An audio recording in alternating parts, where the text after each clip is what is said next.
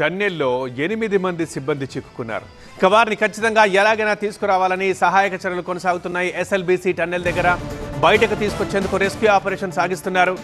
ఇటు టన్నెల్లోకి ఎన్డీఆర్ఎఫ్ బృందం వెళ్ళింది. చిక్కుకున్న వారిని రక్షించేందుకు ఎన్డీఆర్ఎఫ్ ప్రయత్నిస్తోంది. ఇక అందరూ ప్రార్థిస్తున్నారు. 8 మందిని క్షేమంగా తీసుకురావడమే ఎన్డీఆర్ఎఫ్ సిబ్బంది యొక్క లక్ష్యం.